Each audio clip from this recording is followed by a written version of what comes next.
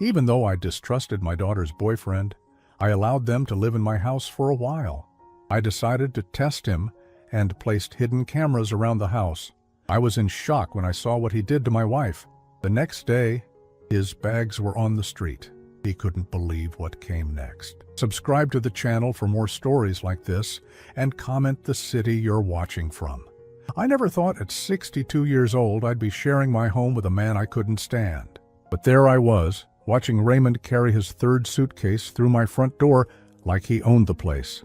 My daughter Leah followed behind him, her face glowing with that blind happiness that comes with young love. She was 28, old enough to make her own decisions, but young enough to make terrible ones. "Dad, isn't this great?" Leah beamed as she set down a box marked kitchen stuff in my living room. "Ray and I can finally save up for our own place while staying here." I forced a smile and nodded, but something in my gut twisted. Raymond was 26, charming, in that practiced way that made my skin crawl. He had perfectly styled brown hair, always wore expensive cologne, and spoke with a kind of smooth confidence that reminded me of used car salesmen I'd encountered over the years. "Mr. Bryan," Raymond said, extending his hand with that million-dollar smile, "I can't thank you enough for this opportunity. I promise we won't be a burden." I shook his hand, noting how he held it just a beat too long, his grip just a little too firm. Everything about him felt calculated, rehearsed. "Just remember, this is temporary," I said, my voice steady but cool. Connie, my wife of 35 years, emerged from the kitchen wearing her favorite yellow apron. Her silver hair was pulled back in a neat bun, and she had that warm smile that had captured my heart decades ago. "I made your favorite pasta salad, Leah," she announced, then turned to Raymond. "And I wasn't sure what you liked, so I made a little bit of everything." "Mrs. Connie, you're an angel," Raymond said, and I watched as he placed his hand gently on her shoulder. The gesture lasted just a moment, but something about it made my jaw clench. I can already tell where Leah gets her kindness from. Connie blushed slightly, the way she did when someone complimented her cooking. "Oh, you're too sweet." That night, after Leah and Raymond had settled into the guest room down the hall, I lay in bed staring at the ceiling. Connie was already asleep beside me, her breathing soft and even. But my mind was racing. There was something about Raymond that didn't sit right with me. The way he looked at our house during the tour like he was appraising it, the way he asked casual questions about my work, my retirement plans, our finances. "You're being paranoid," I whispered to myself. But 38 years of working in insurance had taught me to trust my instincts when something felt off. The next morning, I woke to the sound of laughter coming from the kitchen. I threw on my robe and walked downstairs to find Raymond and Connie at the breakfast table, sharing coffee and what looked like an intimate conversation. Leah was nowhere to be seen. "Morning," I said, my voice gruffer than intended. "Oh, Bryan." Connie looked up with bright eyes. "Raymond was just telling me about his plans to start his own business. Isn't that exciting?" "What kind of business?" I asked, pouring myself coffee. Raymond leaned back in his chair, completely at ease. "Import and export. There's a lot of money to be made if you know the right people." He paused, studying my face. "Of course, it requires some initial investment, but with the right backing, the returns can be substantial." There it was, the real reason he was here. "Sounds risky," I said flatly. "All the best opportunities are," Raymond replied, with that practiced smile. "But I understand not everyone has the vision for that kind of venture." The condescension in his tone was subtle but unmistakable. I felt my blood pressure rising, but before I could respond, Leah bounded down the stairs in her scrubs. She worked as a nurse at the local hospital, 12-hour shifts that left her exhausted but fulfilled. "Morning, everyone," she called out, kissing Raymond on the cheek before grabbing a piece of toast. "I'm running late, but I'll see you all tonight." After she left, the house felt different.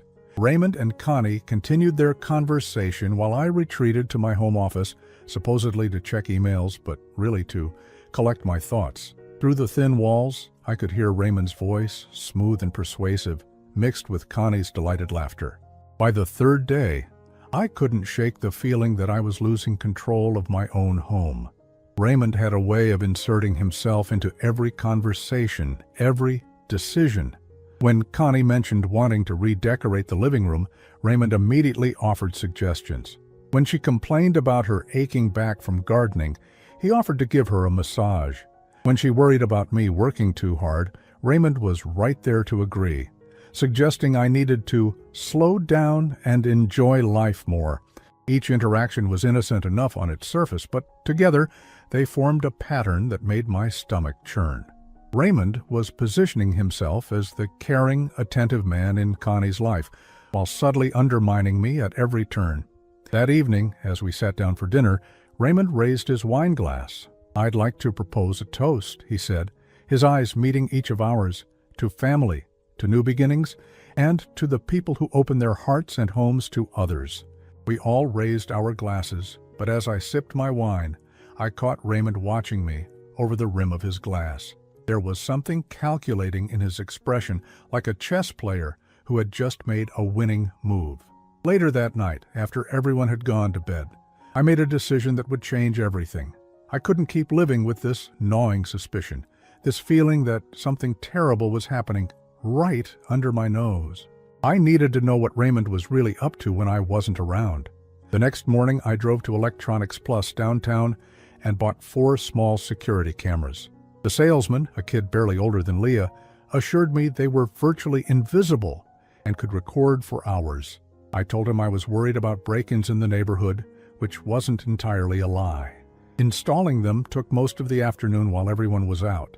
I placed one in the living room, hidden behind a picture frame, another in the kitchen, tucked behind the coffee maker, one in the hallway near the guest room, and the last one in my home office. Each camera connected to an app on my phone, allowing me to monitor everything remotely. As I finished setting up the last camera, I heard Connie's car in the driveway. My hands were shaking slightly as I quickly hid the packaging and sat down at my desk, pretending to work on bills. Was I being paranoid?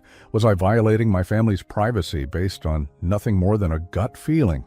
But as I heard Raymond's voice welcoming Connie home, that same smooth, calculated tone that had been setting my teeth on edge for days, I knew I had to find out the truth. Whatever was happening in my house, whatever game Raymond was playing, I was going to catch him at it. I just had no idea how devastating that truth would be. The first day of surveillance revealed nothing unusual. Raymond and Leah went about their morning routine, sharing coffee and quiet conversation before she left for her shift. I watched from my office, feeling slightly foolish as I monitored my own family like some kind of private investigator. Maybe I really was just a paranoid old man, threatened by a younger guy who was dating my daughter. But then Tuesday happened. I had gone to my weekly poker game with the guys from my old insurance office, something I'd been doing for 15 years. Connie was home alone, cleaning the house and preparing dinner. Raymond had told Leah he was going to spend the day job hunting, but when I checked the cameras from Charlie's living room, I saw he never left the house. What I witnessed made my blood run cold. Raymond emerged from the guest room around 10 in the morning, long after Leah had left for work. Instead of heading out to look for employment as he'd claimed, he walked straight to the kitchen where Connie was washing dishes. I watched through the hidden camera as he approached her from behind, close enough that she startled when she noticed him. "Oh, Raymond, you scared me," she laughed, her hand flying to her chest. "Sorry, Mrs. Connie," he said, but his smile looked predatory through the lens. "I was just thinking about our conversation yesterday, about how you deserve so much more appreciation than you get." I watched Connie's cheeks flush pink. "That's very sweet of you to say." "Why, I mean it," Raymond continued, leaning against the counter in a way that forced Connie to look at him. "You work so hard taking care of everyone else. When was the last time someone took care of you?" My hands clenched around my phone. What kind of conversation had they been having yesterday when I wasn't listening? "Brian takes good care of me," Connie said, but her voice lacked conviction. I could see her fidgeting with the dish towel, a nervous habit she'd had for decades. Raymond shook his head slowly. "Does he, though? When was the last time he brought you flowers? When did he last tell you how beautiful you are?" I felt sick. It was true that I'd gotten comfortable in our marriage, that I didn't do the romantic gestures I used to. But watching this manipulative bastard use that against me in my own kitchen made me want to drive home immediately and throw him out. Marriage is different when you've been together as long as we have, Connie said quietly. It doesn't have to be, Raymond replied, his voice dropping to an intimate whisper. A woman like you should be cherished every single day. You shouldn't have to settle for being taken for granted. I watched in horror as he reached out and gently touched Connie's arm. She didn't pull away. You're very kind, Raymond, but I'm honest, he interrupted, and I can see how lonely you are, even when he's right there beside you. Lonely. The word hit me like a punch to the stomach. Was Connie lonely? Had I been so focused on my retirement plans and my comfortable routines that I'd stopped seeing my own wife? The conversation continued for another 20 minutes, with Raymond systematically planting seeds of doubt about our marriage, while positioning himself as the understanding, caring man who truly saw her worth. He asked about her dreams, her regrets, the things she'd given up when she married me and had Leah. He listened with rapt attention as she talked about wanting to travel, about the art classes she'd always wanted to take, about feeling invisible sometimes. I had to turn off the feed. I couldn't watch anymore. But that was just the beginning. Over the next 3 days, I documented a pattern of behavior that made me realize I was dealing with someone far more dangerous than I'd initially thought. Every time Connie was alone in the house, Raymond would find an excuse to engage her in these intimate conversations. He would ask about her marriage, her happiness, her future plans. He would compliment her appearance, her intelligence, her cooking. He would touch her arm, her shoulder, her hand, always briefly, always seeming innocent, but always crossing the line of appropriate behavior. Wednesday, I watched him help her reach something from a high shelf, standing so close behind her that their bodies nearly touched. Thursday, he offered to massage her shoulders after she mentioned they were sore from gardening.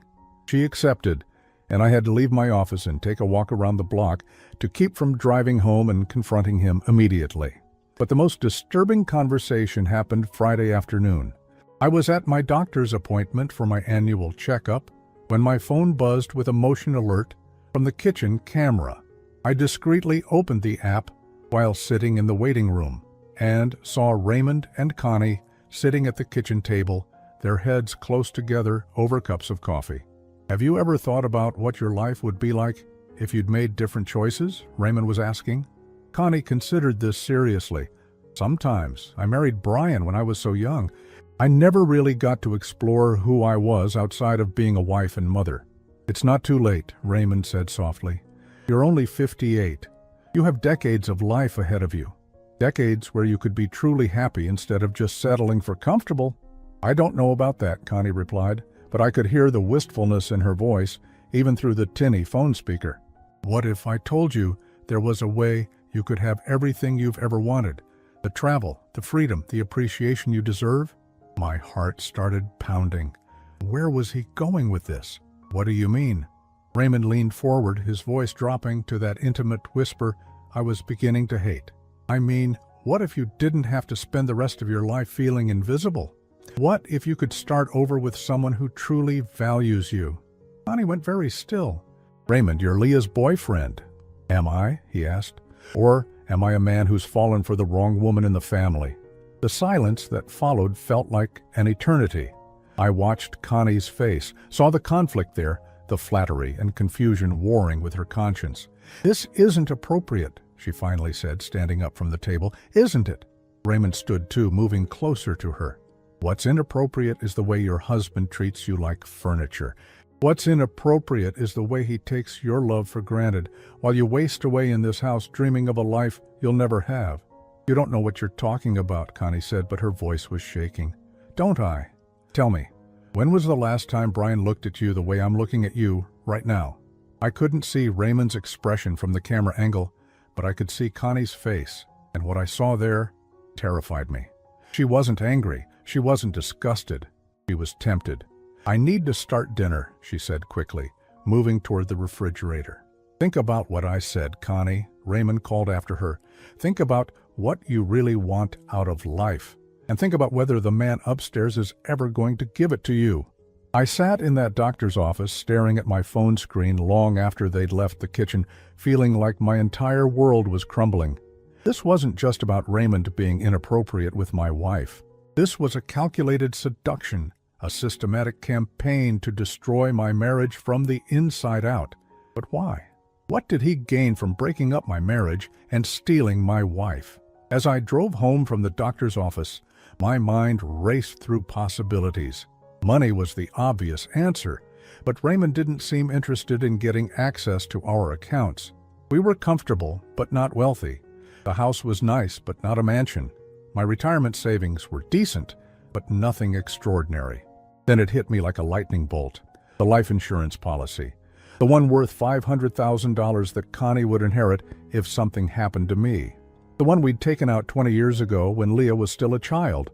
The one that would set Raymond up very nicely if he could convince Connie to leave me for him.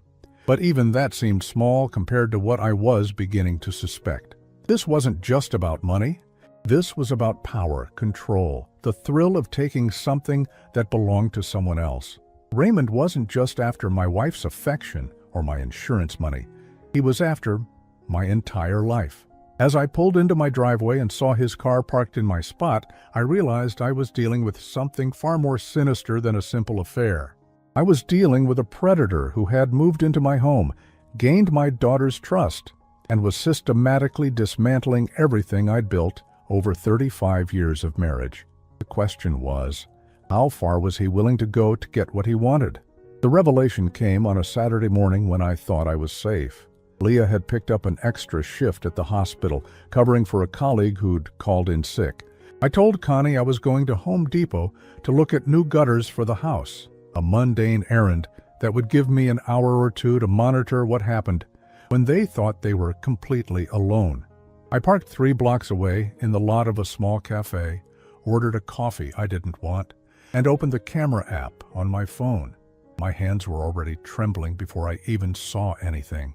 The past week of surveillance had been eating away at me, each conversation between Raymond and Connie more intimate than the last, each moment of contact more inappropriate. What I witnessed that morning shattered every assumption I'd made about how far this manipulation had progressed. Raymond appeared in the living room around 9:30, fresh from a shower, wearing only a t-shirt and jeans. Connie was on the couch, reading a magazine, still in her robe and slippers. The domestic scene looked innocent enough until Raymond sat down beside her, closer than necessary. "Connie," he said, his voice carrying that same intimate tone I'd grown to hate. "We need to talk." She looked up from her magazine, and I could see the conflict in her expression, even through the grainy camera feed. "Raymond, we've talked about this. What happened yesterday was..." "Was what?" he interrupted, turning to face her fully. "A mistake?"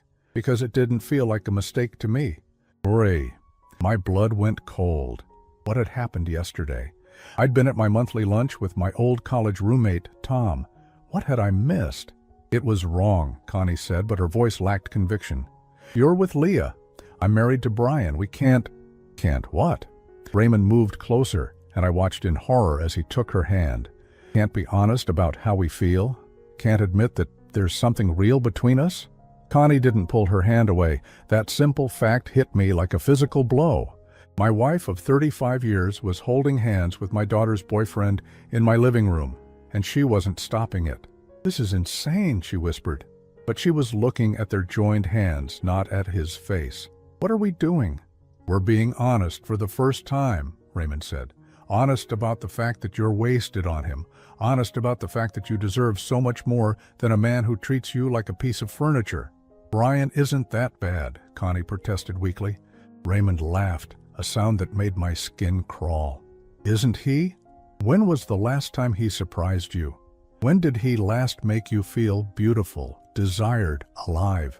When did he last make you feel like a woman instead of just a housekeeper?" I wanted to scream. I wanted to throw the phone across the cafe. Every word was hitting its target because there was truth in it. I had gotten comfortable.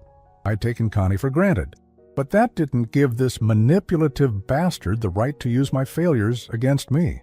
"He's a good man," Connie said, but even she sounded like she was trying to convince herself. "Good isn't enough," Raymond replied, bringing her hand to his lips and kissing her knuckles. You don't need good, Connie. You need passion. You need someone who sees you for the incredible woman you are. I watched my wife's face crumble, saw 35 years of small disappointments and unspoken resentments surface in her expression. Raymond saw it too, and he pressed his advantage. "Leave him," he said simply. The words hung in the air like a bomb waiting to explode. Connie stared at him, her mouth slightly open, her breathing shallow.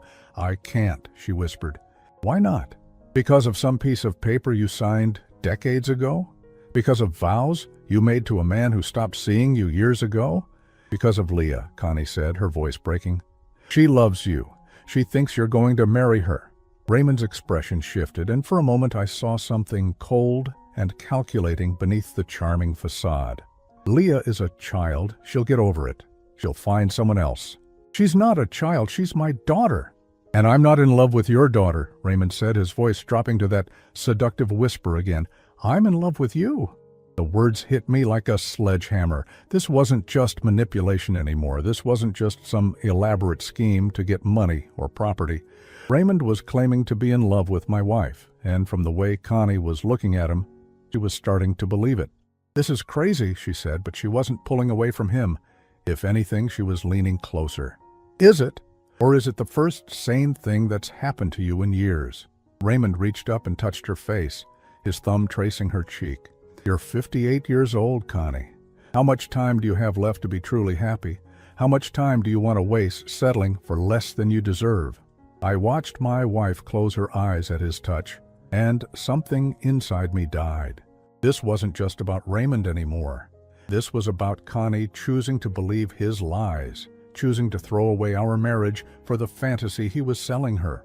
"What about the money?" she asked suddenly, opening her eyes. "What about the house, the insurance, everything we've built together?" Raymond smiled, and I saw the predator clearly for the first time. "What about it? You're entitled to half of everything in a divorce.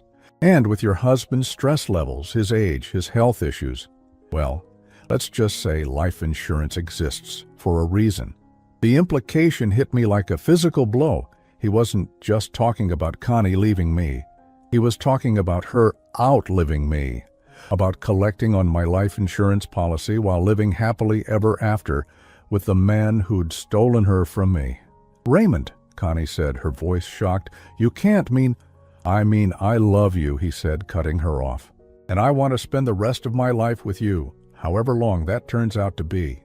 The threat was subtle, but unmistakable. Raymond wasn't just planning to steal my wife, he was planning to replace me entirely. And from the way he was talking about my health, my stress levels, my age, I was beginning to wonder if he intended to speed up that timeline. "I need time to think," Connie said finally, standing up from the couch.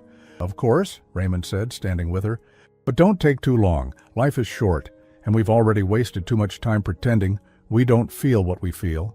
He kissed her then, not on the cheek or the forehead, but full on the mouth. A real kiss, passionate and desperate. The kind of kiss I hadn't given my wife in years. And she kissed him back. I sat in that cafe, watching my marriage die in real time, feeling like I was suffocating. 35 years of love, commitment, shared dreams and struggles, and it was all being erased by a smooth-talking predator who saw my wife as nothing more than a stepping stone to a better life. But as I watched Raymond hold my wife in my living room, as I listened to him promise her a future that could only exist if I was out of the picture, I felt something else besides heartbreak and betrayal. I felt rage. This man had come into my home under the pretense of loving my daughter. He'd eaten my food, slept under my roof, and systematically dismantled my marriage with surgical precision. He'd identified every crack in my relationship with Connie and exploited them with the skill of a professional con artist. But more than that, he'd threatened me. The casual way he'd mentioned my stress levels, my health, my age, combined with his comments about life insurance, painted a picture that made my blood run cold. Raymond wasn't just planning to steal my wife. He was planning to get rid of me entirely. As I drove home from the cafe, my mind was crystal clear for the first time in weeks. I wasn't going to sit back and watch this happen. I wasn't going to let this predator destroy my family and possibly threaten my life. I had evidence now, proof of what Raymond was really doing. The question was, would anyone believe me? And more importantly, would Connie choose our marriage over the fantasy Raymond was selling her? I pulled into my driveway and sat in the car for a moment, looking at the house I'd called home for over 20 years. Through the front window, I could see Connie in the kitchen, probably starting lunch.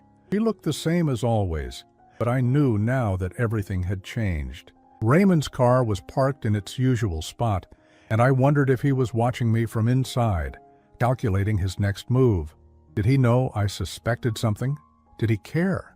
As I walked toward my front door, I realized that the war for my family, my marriage, and possibly my life was just beginning. And I was going to fight with everything I had, because losing wasn't an option, not anymore. I couldn't eat lunch. I sat at my kitchen table, watching Connie move around the space where I'd witnessed her betrayal just hours earlier, and felt like I was living in some alternate reality. She served me a turkey sandwich and asked about my morning at Home Depot, the same domestic routine we'd followed for decades, but everything felt hollow and false. Raymond emerged from the guest room around 1 o'clock, freshly dressed and wearing that practiced smile that now made my skin crawl. "Afternoon, Mr. Brian," he said, settling into the chair across from me like he belonged there. "How are those gutters looking?" The casual way he asked, knowing he'd spent the morning seducing my wife, filled me with such rage I had to grip my coffee mug to keep my hands from shaking. "Fine," I managed to say. "You know," Raymond continued, helping himself to chips from the bag Connie had left on the table. "I was thinking I could help you with those. I'm pretty handy with home improvement projects." Hey, the audacity was breathtaking. Here was a man who was actively trying to destroy my marriage, offering to help me maintain the home he was planning to inherit through my wife. "That's very thoughtful," Connie said, shooting Raymond a look that I couldn't quite read. "Brian could use the help. He's not as young as he used to be." The comment stung because it echoed something Raymond had said to her in one of their private conversations. Was she already parroting his manipulation back to me? "I can handle my own gutters," I said, my voice sharper than intended. An uncomfortable silence fell over the kitchen. Raymond's smile never wavered, but I caught something calculating in his eyes, like he was filing away my reaction for future use. That evening, after Leah came home exhausted from her double shift, I knew I had to act. I couldn't let this continue another day, but I also knew I had to be smart about it. If I came off as paranoid or jealous, Raymond would use that against me, turning my family further against me. I waited until 10 o'clock, when Leah had gone to bed and Connie was reading in the living room. Raymond was in the guest room, supposedly working on job applications on his laptop. It was time. I knocked on the guest room door, my heart pounding, but my resolve firm. When Raymond opened it, he looked genuinely surprised to see me. "Mr. Brian, is everything all right?" "We need to talk," I said, pushing past him into the room.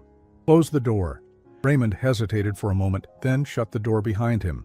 His laptop was indeed open on the bed, but I could see it was displaying a social media page, not job listings. "What's this about?" he asked, sitting on the edge of the bed with that same casual confidence that had been grating on me for weeks. I pulled out my phone and opened the camera app, scrolling to one of the most damning conversations I'd recorded. "This is about what you've really been doing in my house." I hit play, and Raymond's voice filled the small room. "Leave him. You don't need good, Connie. You need passion. You need someone who sees you for the incredible woman you are."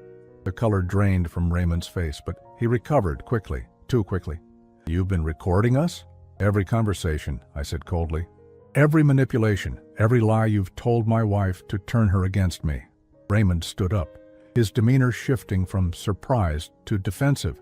"I don't know what you think you heard, but I heard you tell my wife you love her." I cut him off. "I heard you convince her to leave me. I heard you talk about my life insurance policy like you're already planning to collect on it." For a moment, Raymond's mask slipped completely. The charming, respectful young man disappeared, replaced by something cold and calculating. "You can't prove anything." "Can't I?" I scrolled to another recording. "How about this one, where you tell her that life insurance exists for a reason? Or this one, where you mention my stress levels and age like you're counting down the days?" Raymond laughed. but there was no humor in it. "You're paranoid, old man. You think everyone's out to get you because you can't handle the fact that your wife is unhappy." The words hit their target, but I forced myself to stay focused. "Get out." "Excuse me?" "Get out of my house. Tonight. Take your things and leave." Raymond's expression hardened. "I don't think so." The casual way he refused shocked me.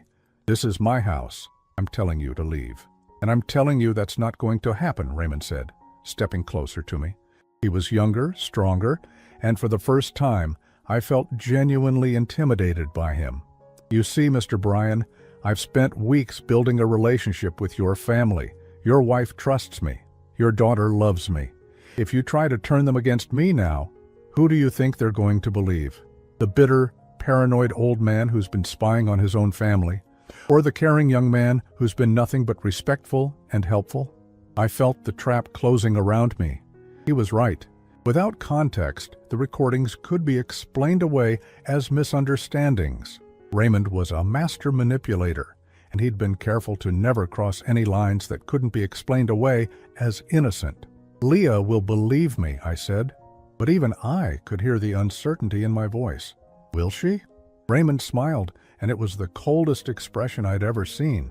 "After I tell her how you've been secretly recording her private conversations, how you violated her privacy and mine, how you've been obsessing over every interaction I have with your wife because you can't handle the fact that she might be happy with someone else?" He was turning everything around, making me the villain in my own story. It was masterful and terrifying. "You're sick," I said. "I'm practical," Raymond corrected. "I saw an opportunity, and I took it. Your wife is lonely, neglected, desperate for someone to see her worth. Your daughter is naive and trusting, and you—" He looked me up and down, dismissively. "You're a bitter old man who stopped fighting for his family years ago." The truth in his words was like acid. I had gotten comfortable. I had taken Connie for granted. I had stopped fighting for our marriage somewhere along the way. "But here's the thing," Raymond continued, his voice dropping to that same intimate whisper he used with Connie. "I'm not going anywhere. And if you try to make me, I'll destroy you. I'll convince your wife that you're having some kind of breakdown. I'll tell your daughter that you've been sexually harassing me, that you're jealous of our relationship and trying to break us up. I'll make you the monster in this story." The threat was so casual, so matter-of-fact, that it took my breath away. This wasn't just manipulation anymore. This was psychological warfare. "You won't get away with this," I said, but the words sounded weak even to my own ears. "I already have," Raymond replied. "Your wife kissed me back today, Mr. Bryan. She's already choosing me over you. It's just a matter of time before she makes it official." He was right, and we both knew it. The kiss I'd witnessed had shattered something inside me because it wasn't just physical betrayal. It was emotional surrender. Connie had chosen to believe his lies over 35 years of marriage.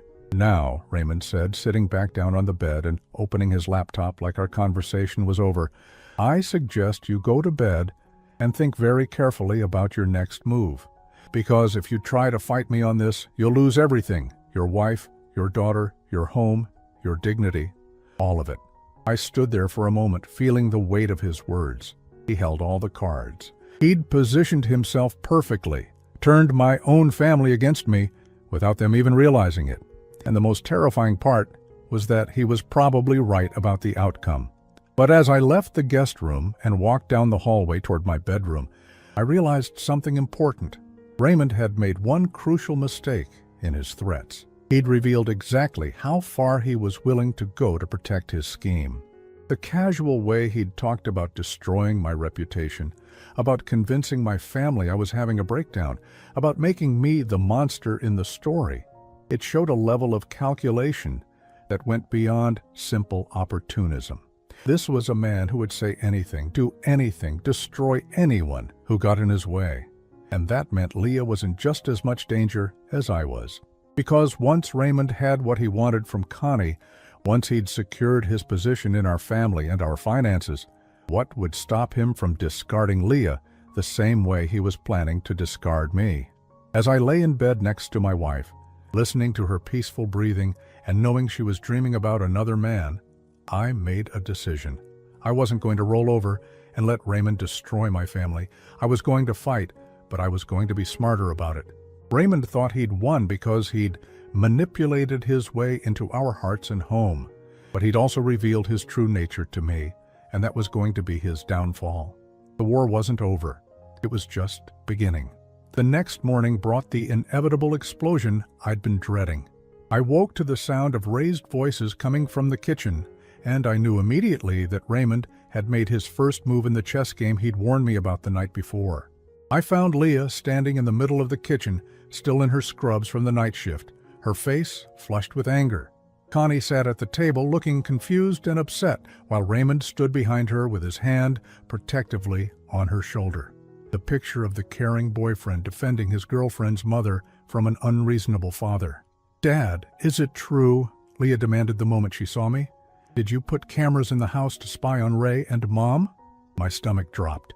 He'd done exactly what he'd threatened to do, turned my necessary surveillance into evidence of my paranoid behavior. "Leah, let me explain." "Explain what?" she interrupted, her voice rising. "Explain why you've been secretly recording us? Explain why you've been watching our private conversations like some kind of stalker?" I looked at Connie, hoping to see some recognition of what Raymond was really doing, but her expression was closed off, almost cold. "Brian," she said quietly, "how could you violate our privacy like that?" "Our privacy?" The words came out sharper than I intended. "Connie, if you knew what I'd seen—" "What you've seen is a man who's been nothing but kind and helpful to this family," Raymond interjected, his voice perfectly calibrated to sound hurt and defensive. "I don't understand why you've decided to see something sinister in every interaction I have with your wife." The way he said "your wife" made my blood boil, especially knowing what had happened between them just yesterday.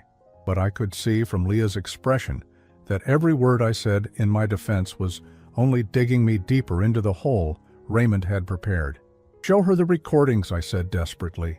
"Show her what he's really been saying to you, Connie." "Brian, stop," Connie said, standing up from the table. "Just stop. This jealousy, this paranoia, it's not like you." "Jealousy?" I stared at my wife in disbelief. "Is that what you think this is?" "What else could it be?" Leah said, moving to stand beside Raymond. "Ray told me how you've been hostile to him from day one, how you've been looking for any excuse to get rid of him." I felt like I was drowning. Every word I'd spoken to Raymond in private, every moment of coldness or suspicion, had been carefully documented and reported back to Leah, but stripped of context and twisted to support his narrative. "He's been manipulating you," I said, looking directly at Connie. "Both of you. Can't you see that? The only person I see trying to manipulate anyone is you," Leah shot back, "using those recordings to try to make Ray look bad, because you can't handle the fact that Mom enjoys having someone around who actually appreciates her." The words hit like a slap.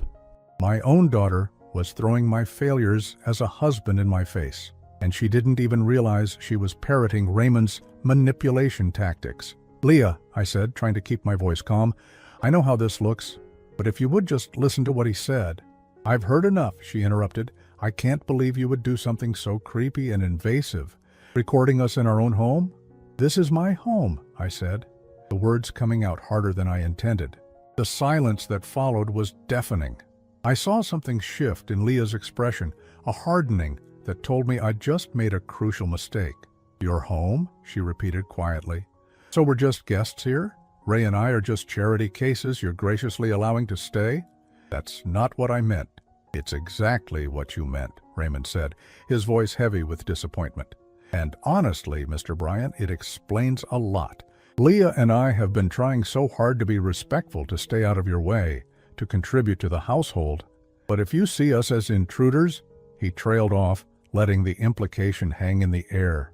He was painting himself and Leah as the wounded parties, the ungrateful father figure who had been secretly surveilling them and now wanted to throw them out.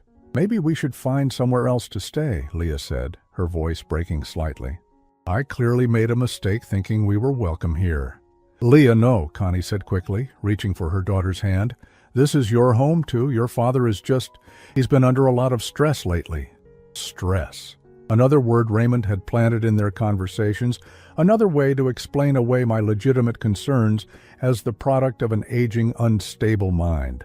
"I'm not stressed," I said firmly. I'm trying to protect this family from someone who doesn't have our best interests at heart. Protect us from what? Leah demanded. From someone who helps with housework? Who listens when Mom talks about her day? Who actually makes an effort to be part of this family instead of hiding in his office all the time? Each accusation was like a knife twist, partially because they contained enough truth to sting. I had been distant. I had taken Connie for granted. I had retreated to my office more often than I should have, but Raymond was using my genuine shortcomings to blind them to his manipulation. Show them the recording from yesterday, I said desperately. Show them the conversation about leaving me. Connie went very still. For a moment I thought I saw recognition flash in her eyes. Memory of the conversation Raymond probably thought I hadn't witnessed. What conversation? Leah asked, looking between her mother and Raymond. There was no conversation about leaving anyone, Raymond said smoothly. Your father is twisting innocent interactions into something sinister because he can't handle the fact that your mother and I have become friends. But I caught the look he shot at Connie, quick and warning. He was reminding her to stay quiet, to maintain the fiction they'd built together. Connie, I said, looking directly at my wife, tell her what he said to you. Tell her what you talked about. For a long moment, Connie didn't respond. I could see the internal struggle playing out on her face, the war between 35 years of marriage and the intoxicating fantasy Raymond had been selling her. We talked about a lot of things, she said finally, her voice carefully neutral. Raymond is a good listener, but there was nothing inappropriate about our conversations. The betrayal hit me like a physical blow. My wife was lying to our daughter to protect the man who was trying to destroy our marriage. She was choosing Raymond's version of reality over the truth we both knew. Mom, Leah said gently, has Dad been acting strange lately? Paranoid or jealous? I watched Connie's face as she considered the question, and I knew what her answer would be before she spoke. Raymond had been laying the groundwork for this moment for weeks, planting seeds of doubt about my mental state, my stability, my trustworthiness. He has been different, Connie admitted quietly. More suspicious, more controlling. I've been worried about him. There it is, Raymond said, his voice full of false compassion.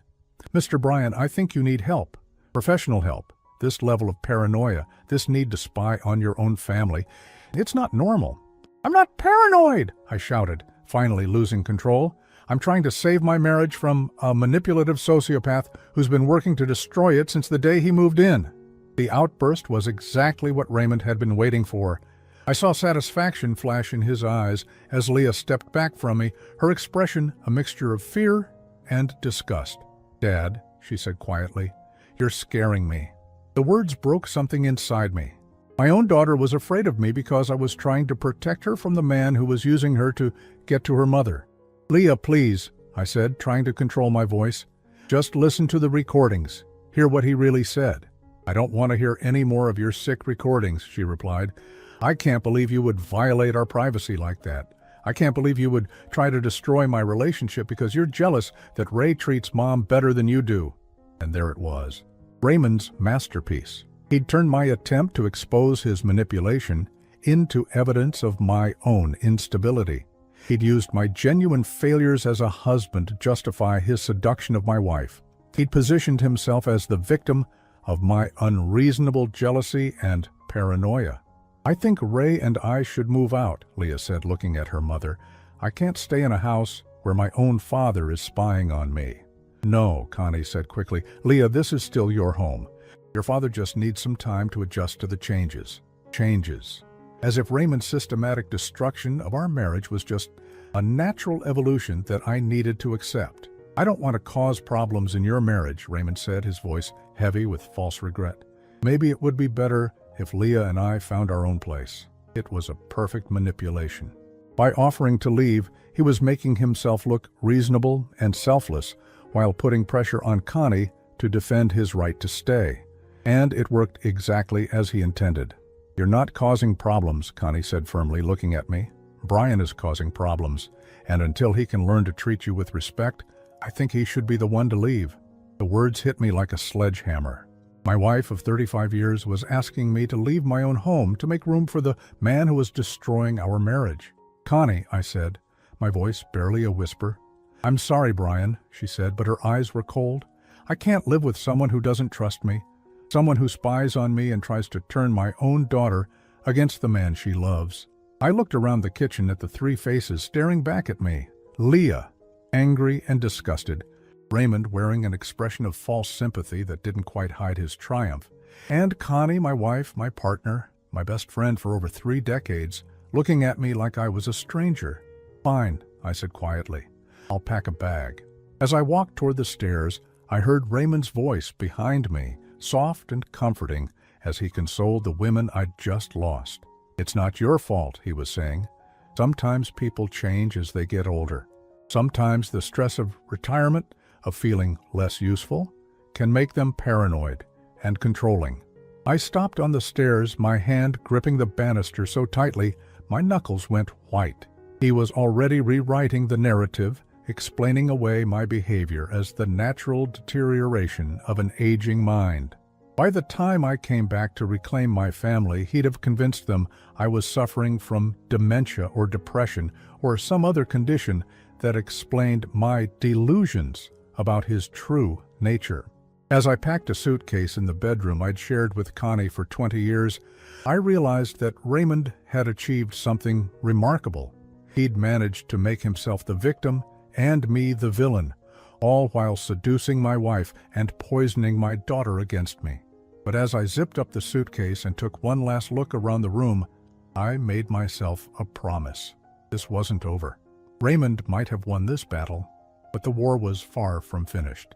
I was going to find a way to expose him for what he really was, and when I did, I was going to make sure he lost everything he'd stolen from me. I spent 3 weeks in a motel on the outskirts of town, 3 weeks of sleepless nights and endless replaying of every conversation, every moment I could have handled differently. The Moonlight Inn wasn't much to look at. Faded carpet, thin walls, and a persistent smell of industrial disinfectant. But it gave me something I desperately needed: time to think. Raymond had been brilliant in his manipulation. I had to give him that.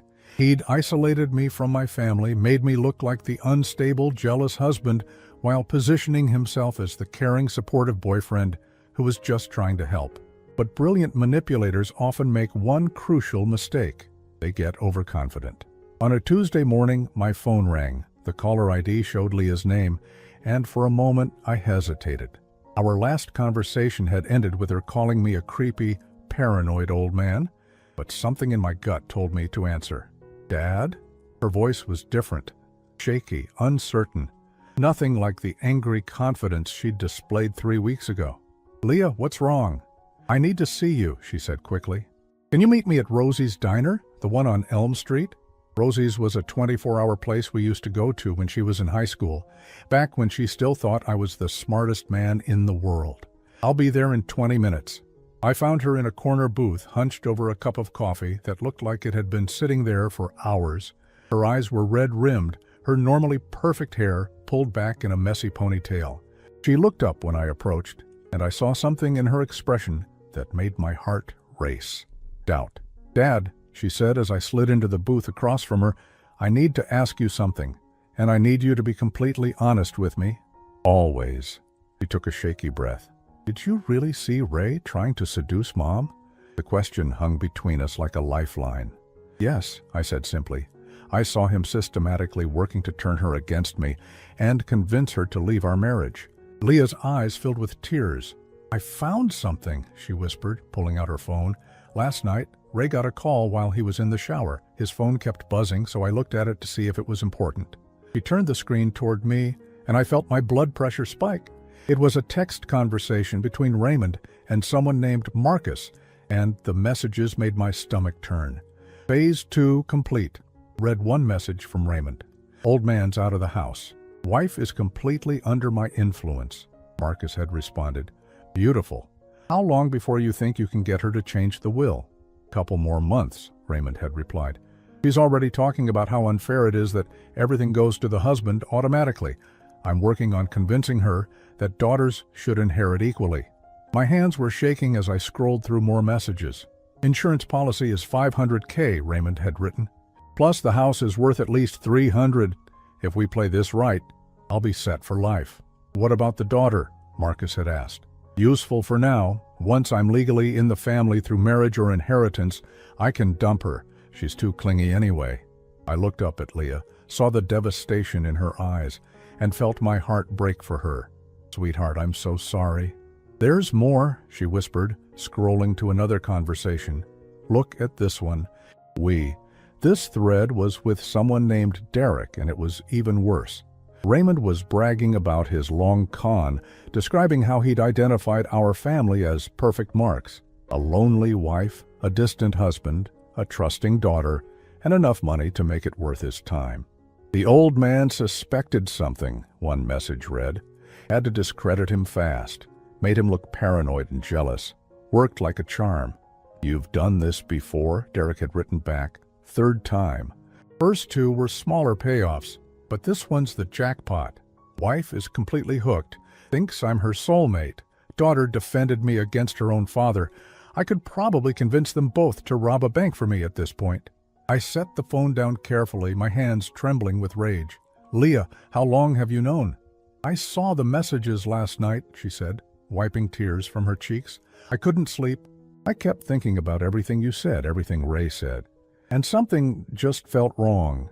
So this morning, I looked through more of his stuff. He pulled out a small notebook. I found this in his bag. Dad, it's like a manual for manipulating people. He has notes about Mom's insecurities, about my personality, about your habits. Everything he's done has been calculated. I flipped through the pages, seeing my family dissected like specimens in a lab. Raymond had documented Connie's loneliness, her regrets about not traveling, her feelings of being taken for granted. He'd noted Leah's need for approval, her loyalty, her tendency to defend people she cared about. And he'd analyzed my weaknesses, my complacency in marriage, my tendency to retreat rather than confront, my pride. There's a whole section about how to isolate targets from their support systems, Leah continued, her voice getting stronger as the shock wore off and anger took its place. Dad, he planned everything, even the timing of when he moved in with us. We need to show this to your mother, I said. Leah's expression crumpled. I tried. This morning, before I called you. But she won't listen. She says I'm just trying to cause drama because I'm jealous that Ray pays attention to her instead of me. The depths of Raymond's manipulation were staggering. He'd even turned mother against daughter, making Connie believe that Leah was the jealous one now.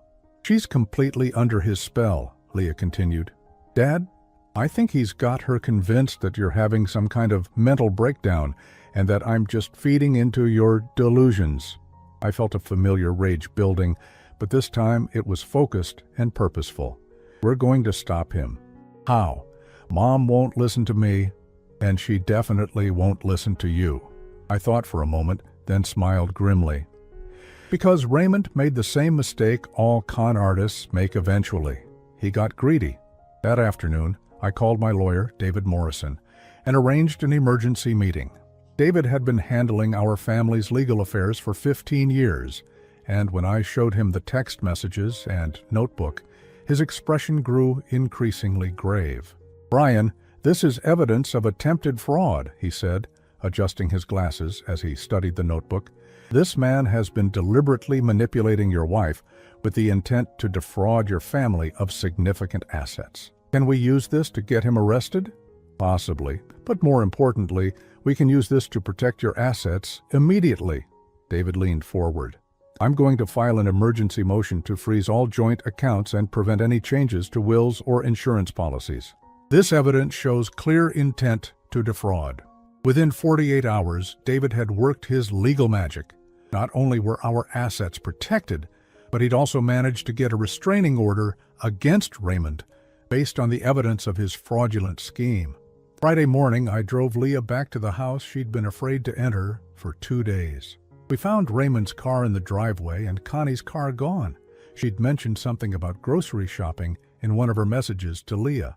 Are you sure about this? Leah asked as we sat in my car, looking at the house that had been my sanctuary until 3 weeks ago. I'm sure, I said, patting the folder containing copies of all evidence. It's time to end this. We found Raymond in the living room, lounging on my couch like he owned it, watching television. when he saw us walk in together. I caught a flicker of concern cross his face before his practiced smile slid into place. "Leah, sweetheart," he said, standing up. "I was worried about you. Where have you been?" "Getting to know the real you," she replied, her voice ice cold. Raymond's smile faltered. "What do you mean?" I stepped forward, pulling out the printed text messages. "We mean, we know exactly what you are, Raymond. Or should I say, we know what you've done to at least 2 other families before ours." The color drained from his face as I handed him the papers. He scanned them quickly, and I watched as his entire demeanor changed. The charming boyfriend disappeared, replaced by something cold and calculating. "Where did you get these?" he demanded. "From your phone," Leah said, "and your notebook, and your laptop, once I knew what to look for." Raymond's jaw clenched. "You went through my private belongings? You invaded our family," I replied. "Turnabout is fair play." For a moment, the 3 of us stood in silence. Then Raymond laughed, but it was nothing like the warm, engaging laugh he'd used to charm my family. This was bitter, almost admiring. "I have to hand it to you," he said, looking at me. "I thought you were just a paranoid old fool. I didn't think you had it in you to fight back." "You made one crucial mistake," I told him. "You underestimated how much I love my family." "Your family?" Raymond scoffed. "Your wife chose me over you. Your daughter defended me against you, some family." "My daughter is standing right here," I said calmly, "and she's the one who exposed you." Or Raymond turned to look at Leah, and for the first time since I'd known him, he looked genuinely surprised. "Leah? You called me clingy," she said, her voice shaking with emotion. "You told your friend Marcus that I was just useful until you could dump me. Did you think I wouldn't find that?" "Sweetheart, you don't understand." "I understand perfectly," she cut him off. "I understand that you're a professional con artist who targeted my family because you thought we'd be easy marks. Say, mouse, and you were right," I added. "We were easy marks. A lonely wife, a distant husband, a trusting daughter. You played us perfectly." Raymond straightened up, and I saw the predator clearly for the first time without his mask. "So what now? You think you can just throw me out? Connie won't believe you. She loves me." "Connie doesn't have a choice," I said, pulling out another set of papers. "See? When you commit fraud in the state of Texas, especially fraud targeting elderly victims, the legal system takes it very seriously." His eyes widened as he read the restraining order. "You can't be serious." "Deadly serious. You have 30 minutes to pack your things and leave. If you come within 500 feet of any member of my family after that, you'll be arrested." "Connie will never forgive you for this," he said, but I could hear the desperation creeping into his voice. "Maybe not," I admitted, "but at least she'll be safe from you." Raymond stared at me for a long moment, then suddenly lunged forward. For a second, I thought he was going to attack me, but instead he grabbed Leah's arm. "You little bitch," he snarled, "all pretense of charm gone. You've ruined everything." That was his final mistake. Threatening my daughter in front of me unleashed 35 years of protective instinct. I shoved him away from Leah so hard he stumbled backward into the coffee table. "Touch her again and restraining order won't matter," I said, my voice deadly calm. "I'll put you in the hospital." Something in my expression must have convinced him I meant it, because he stepped back, hands raised. "Fine, but this isn't over." "Yes, it is," Leah said firmly. "It's over, and you lost." I watched from the window as Raymond loaded his car with the belongings that had been cluttering my guest room for weeks. When Connie came home an hour later to find his things gone and the 2 of us waiting for her, the conversation was painful, but necessary. It took 3 hours of showing her evidence, of letting her read his own words about manipulating her, before she finally believed us. When she did, she collapsed into my arms and cried for an hour, mourning not just the betrayal, but the fantasy he'd sold her about a different life. "I'm so sorry," she whispered against my chest. "Brian, I'm so sorry. How can you ever forgive me?" "Because I love you," I said simply, and because Raymond was a professional. He knew exactly which buttons to push. That evening, the 3 of us sat in our kitchen, really sat together for the first time in months. Connie had made her famous pot roast, Leah had brought ice cream, and I had uncorked a bottle of wine I'd been saving for a special occasion. "I can't believe I fell for it," Leah said, shaking her head. "All those times you tried to warn me, Dad, and I called you paranoid." "You trusted someone you loved," I replied. That's not a character flaw, but I should have listened to you. Maybe. But you did listen when it mattered most. You're the one who found the evidence that stopped him. Connie reached across the table and took my hand. What happens now? Now we rebuild, I said. We remember why we fell in love 35 years ago. We work on the things Raymond exploited to drive us apart, and we make sure no one can ever do this to our family again. 6 months later, I got a call from Detective Martinez with the Fraud Division. Raymond had been arrested in Arizona, attempting to run the same con on a wealthy widow in Scottsdale. The evidence we'd provided had been crucial in building a case against him for a pattern of elder fraud across multiple states.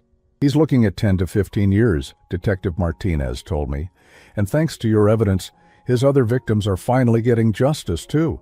As I hung up the phone, I felt something I hadn't experienced in months, complete peace. Raymond was gone, my family was healing, and the man who had tried to destroy everything I'd built was finally facing consequences for his actions.